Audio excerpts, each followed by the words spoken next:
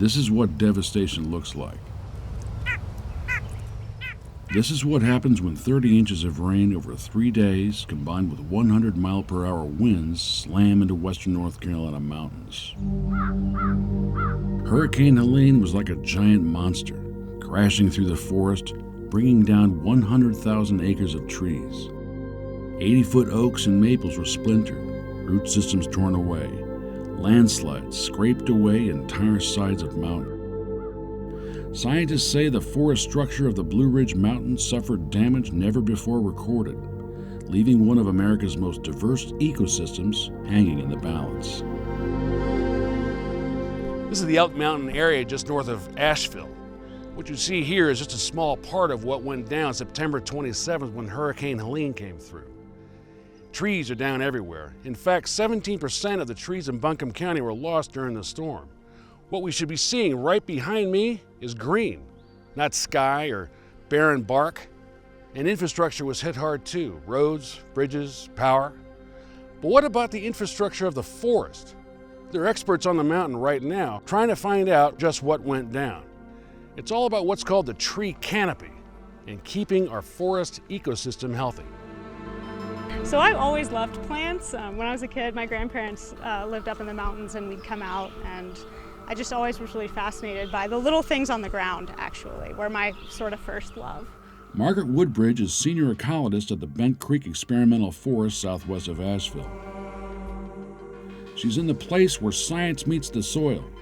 She says with a disappearing canopy, that which doesn't belong quickly takes their place. So invasive species come in and they take over an area. They, in some cases, can kill trees, but my biggest concern is the understory becomes dominated completely by maybe one or two invasives, and you lose all that diversity. Forests are more than trees. Beneath the canopy on the ground lies what's called the understory. Ferns, mosses, and native plants, all vital to the ecosystem. But Hurricane Helene changed everything, stripping entire mountain canopies off in a way scientists say they've rarely seen before, and on an unprecedented scale.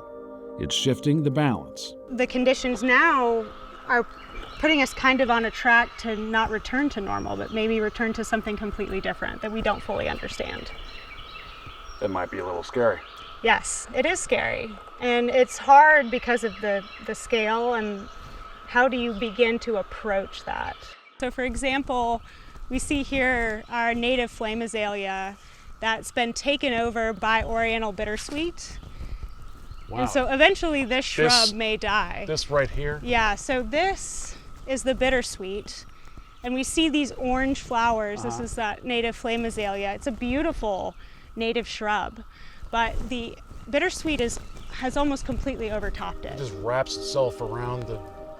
When forest canopies fall, sunlight floods the ground, and what begins as light can lead to the gradual elimination of a forest's natural identity. So we're looking at violet wood sorrel as a native. And the concern here is that beautiful natives like this are going to be outcompeted by invasives like the multiflora rose we see right beside it. This is multiflora rose, an invasive introduced to the US in 1867. So this is a southern red oak. It's going to take quite a bit of time for seedlings that are this small to move up into the canopy. Depending on the species, some, that high light environment allows them to grow more quickly, and some really struggle because they're either outcompeted by those species that grow really fast, or they just struggle in that higher light, usually drier condition in the soil that's created by that loss of canopy. I really like the kind of petals with the almost fringy red petals. It's a little bit sticky. It's very hairy.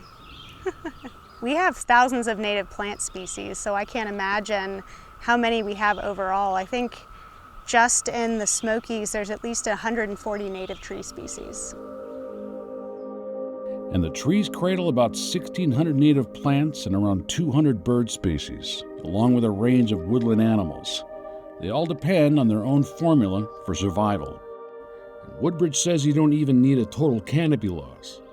Even small disturbances in the forest can invite newcomers that overshadow these native species and slowly reshape the ecosystem from the understory up.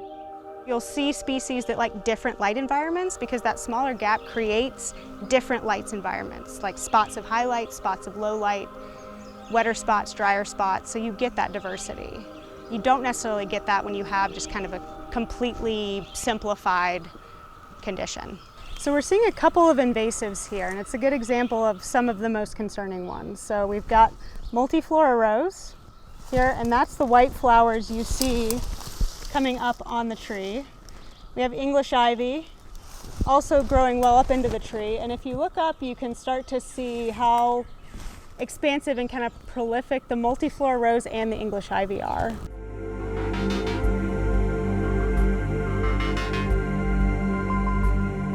In the mountains, survival is not solitary.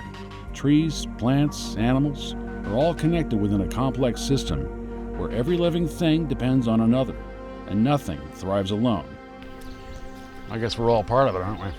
Yeah, I mean, we're a part of these systems, and part of our job is to look at how to manage them. Helene scares me because that makes that job so much harder. But there is hope. By studying which trees can return and where, they're testing ways to slow invasive spread and help native species recover. And maybe that quiet promise of recovery, like the forest, begins from the ground up. Thanks for watching. If you like science stories like this, click subscribe now for more Science-C in PBS North Carolina.